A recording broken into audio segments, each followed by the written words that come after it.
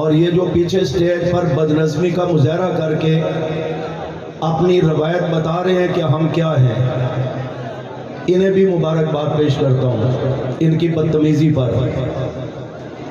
کم از کم آپ ہمیں یہ ڈپٹی سونپ دیتے کہ ہم آپ کو کانفرنس اسلام آباد کی کانفرنس کی طرح کروا کر کے دکھاتے۔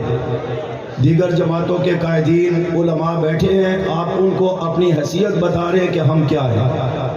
اتنا مجمع سامنے نہیں ہے جتنا اسٹیج کے اوپر بیٹھا ہے، اور ہر آنے والے مہمان کے ساتھ جو آپ بدتمیزیاں کر رہے ہیں، یہ جو گیٹ میں ہیں، میں ان کو کہہ رہا ہوں وہ کوئی بھی ہیں، کہیں سے بھی آئے ہیں، انہیں میں کہہ رہا ہوں آپ جماعت کی عزت نہیں بنا رہے، آپ ذلت اور رسوائی کا سبب بن رہے ہیں۔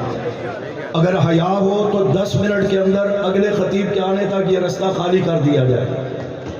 اس میں کوئی بھی نہ، اتنے علماء آ رہے ہیں اور اتنے دھکے دیے جا رہے ہیں۔ ہم کسی میلے میں آئے ہیں یا کدھر آئے ہیں؟ آپ کیا یہاں تماشا بنائے ہوئے؟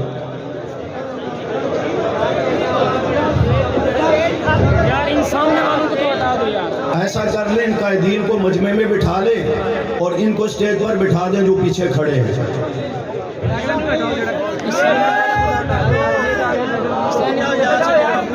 توجہ، میں چند باتیں عرض کرنا چاہتا ہوں، میری باتیں اسی طرح ہوتی ہیں۔ سب سے پہلے میں قائد محترم مولانا احمد الدھیانوی صاحب دامت برکاتہ عالیہ، ان کی جماعتی اور سفارتی خدمات کو خراج تحسین پیش کرتا ہوں کہ جنہوں نے مولانا حق نواز، مولانا اسار، مولانا فاروقی، مولانا اعظم، مولانا حیدری، ان شہداء قائدین مرحومین کی جانشینی کا حق ادا کرتے ہوئے جماعت کو مشکل ترین وقت سے گزارتے ہوئے منزل کی طرف ہمیشہ گامزن رکھا، اور یہ قافلہ جنگی ہمیشہ رواں دواں رہا اور انشاءاللہ آئندہ بھی رہے گا۔ اور اسی میں حضرت کی یہ محنت ہے، جس محنت کے نتیجہ میں ایک عرصہ سے ایک سازش کے تحت ہماری قیادت کو اور دیگر دینی جماعتوں کو اسمبلی میں جو نہیں آنے دیا جا رہا، اس کے باوجود الحمدللہ قومی اسمبلی اور سینٹ سے ناموس صحابہ اہل بیت ترمیمی بل کا پاس ہونا، جہاں پر دیگر جماعتوں اور علماء اور قائدین کا اس میں کردار ہے۔ میری مراد مولانا عبدالاکبر چترالی صاحب، حافظ عبدالکریم صاحب، مولانا فضل الرحمان صاحب، مولانا اسد محمود صاحب، مولانا عبدالغفور حیدری صاحب، مولانا فیض محمد صاحب، مفتی عبدالشکور صاحب، ڈاکٹر عادل خان شہید رحمۃ اللہ علیہ اور دیگر علماء کا کردار ہے۔ وہاں پر سفارتی محنت حضرت قائد محترم مولانا احمد الدھیانوی صاحب دامت برکاتہ عالیہ کی ہے،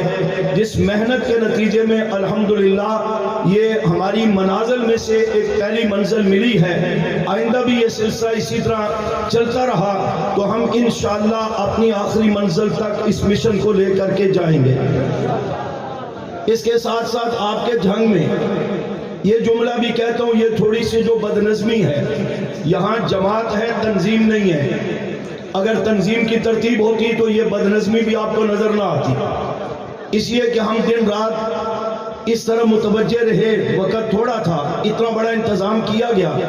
لیکن یہ کمزوری رہ گئی ہے، اس کو آئندہ دور کرنا چاہیے۔ جہاں مولانا کی سفارتی محنت سے مشن کاز کو یہ فائدہ پہنچ رہا ہے، وہاں پر جنگ کی دھرتی پر مولانا معاویہ اعظم صاحب حفظہ اللہ، جن کو جماعت کی طرف سے سیاسی میدان میں اتارا گیا، تو انہوں نے 5 سالہ جو سماجی خدمات سر انجام دی، وہ آپ کی جنگ کی روڈ، جنگ کی گلیاں، جنگ کے دیگر مقامات، اسپتال، چوک چوراہے، وہ منہ بولتا ثبوت ہے۔ اس پر ہم انہیں بھی خراج تحسین پیش کرتے ہیں کہ انہوں نے یہ محنت کر کے مولانا اسار القاسمی، مولانا اعظم طارق، ان شہداء کی ترتیب دیے ہوئے کام اور محنتوں کو پایا تکمیل تک پہنچایا۔ ان کی خدمات بھی قابل تحسین ہیں، اور آئندہ ہمارے لیے یہ مثال ہے کہ ہم مذہبی طور پر یا سیاسی طور پر ہمیں جو بھی ذمہ داری سونپی جائے، ہم اس کو دیانتداری اور احسن طریقے سے اپنے پیشرو قیادت کے طرز عمل کو سامنے رکھتے ہوئے سر انجام دیتے رہیں گے تو انشاءاللہ ہمیں منزل کی طرف بڑھنے میں آسانی ہوگی۔ یہاں پر یہ بھی کہنا چاہتا ہوں، ٹائم کی قلت ہے، خود بائیں، لیکن رات بھی اپنی ہے، کانفرنس بھی اپنی ہے۔ یہ بھی کہنا چاہتا ہوں کہ مولانا حق نواز، مولانا اسار، مولانا فاروقی، مولانا اعظم، مولانا حیدری صاحب، ان مرحومین اور دیگر شہداء نے یہ جماعت بنائی کیوں تھی؟ اس کے مقاصد کیا تھے؟ آپ کے نظریات اور افکار کیا تھے؟ اتنے بڑی محنت میں اس کا تذکرہ اور اس سبق کو دہرانا، یاد کرنا، یہ بھی ہماری ذمہ داریوں میں شامل ہے۔ مولانا حق نواز شہید رحمۃ اللہ علیہ یہ چاہتے تھے کہ پاکستان اسلام کے نام پر بنا ہے، اس میں اسلامی نظام کا نفاذ بطرز خلافت راشدہ ہونا چاہیے۔ آپ بھی یہ چاہتے ہیں؟ اور مولانا نے نشاندہی کی اپنے اکابر کے دلائل کو سامنے رکھتے ہوئے کہ اس میں سب سے بڑی رکاوٹ جو ہے وہ اہل تشیع کا وہ طبقہ ہے کہ جو اپنے آپ پر اسلام کا لیبل لگا کر اللہ اور اس کے رسول صلی اللہ علیہ وسلم، صحابہ اہل بیت پر تنقید تبرہ کر کے اس نظام کو رد کرتا ہے، مانتا نہیں ہے، ناکام کہتا ہے۔ اس کی نشاندہی کے لیے مولانا کا یہ نظریہ تھا، یہ سوچ تھی کہ اسمبلی میں جا کر ہم اس کی مذہبی حیثیت کو تسلیم کروائیں، تاکہ یہ جو غلط فہمی پڑی ہوئی ہے کہ اتنے بڑے مسلمانوں کے طبقات مسالک وہ یہ چاہتے ہیں کہ اسلامی نظام کا نفاذ بطرز خلافت راشدہ نظام مصطفیٰ یہ ہونا چاہیے، یہ جو بیچ میں رکاوٹ بنا ہوا اس کی حیثیت کیا ہے، مذہبی طور پر اس کو سمجھا جائے۔ اسی انداز میں مولانا چاہتے تھے کہ پاکستان میں سنی اکثریتی آبادی ہے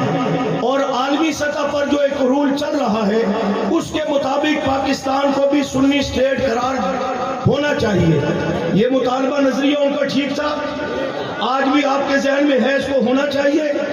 آپ بول نہیں رہے، لگتا ہے سبق بھول گئے، بلند آواز سے ہونا چاہیے۔ مولانا چاہتے تھے کہ پاکستان میں جتنے بھی جلوس ہیں، جلوس چونکہ شریعت میں نہیں ہے لہذا تمام قسم کے جلوس بند کیے جائیں، اور اگر محبت عقیدت کے اظہار کا پاکستان کی سطح پر یہی طرز عمل ہے تو پھر ہمیں بھی حق دیا جائے قانوناً کہ ہم صدیق عمر، عثمان، علی اور حضرت معاویہ اور دیگر صحابہ کے ایام پر جلوس بھی نکالیں، انہیں اس انداز میں خراج تحسین بھی پیش کریں، اور ہمیں اس پر قانونی تحفظ بھی ہو، اور ان مقدس شخصیات کا تذکرہ کر کے آنے والے نئی نسل کے ذہن میں ان کی عظمت و وقار، ان کی تعریف اور تعارف کو بٹھائیں، تاکہ وہ صحابہ کے مقام کو سمجھ کر آنے والی زندگی ان کے نقش قدم پر چلتے ہوئے ان کے معیار کو سامنے رکھ کر کے متعین کر سکے اور ایک اچھی منزل کی طرف بڑھ سکے۔ مولانا حق نواز رحمۃ اللہ علیہ یہ چاہتے تھے کہ پاکستان میں نشان حیدر ہے فوج کے اندر۔